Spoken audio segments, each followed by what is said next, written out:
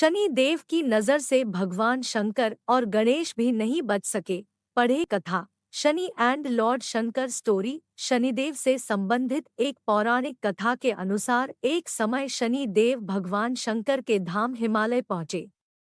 उन्होंने अपने गुरुदेव भगवान शिव को प्रणाम कर उनसे आग्रह किया, हे प्रभु, मैं कल आपकी राशि में आने वाला हूँ, अर्थात मेरी वक्र दृष्टि आप पर पड़ने वाली है। शनिदेव की बात सुनकर भगवान शंकर हतप्रभ रह गए और बोले, हे शनिदेव, आप कितने समय तक अपनी वक्र दृष्टि मुझ पर रखेंगे? शनिदेव बोले, हे नाथ, कल सवा प्रहर के लिए आप पर मेरी वक्र दृष्टि रहेगी। शनिदेव की बात सुनकर भगवान शंकर चिंतित हो गए और शनि की वक्र दृष्टि से बचने के लिए उपाय सोचने लगे। शनि की दृष्टि से बचने हेतु अगले दिन भगवान शंकर मृत्युलोक आए। भगवान शंकर ने शनिदेव और उनकी वक्र दृष्टि से बचने के लिए एक हाथी का रूप धारण कर लिया।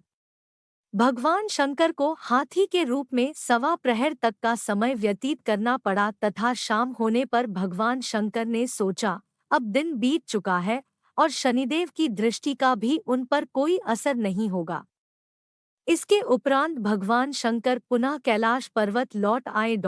भगवान शंकर प्रसन्न मुद्रा में जैसे ही कैलाश पर्वत पर पहुंचे, उन्होंने शनिदेव को उनका इंतजार करते पाया।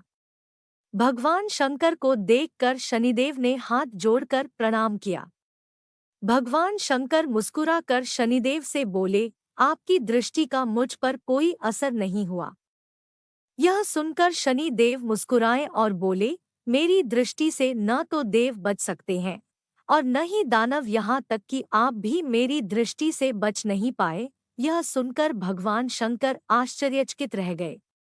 शनि देव ने कहा, मेरी ही दृष्टि के कारण आपको सवा प्रहर के लिए देव योनि को छोड़कर पशु योनि में जाना पड़ा।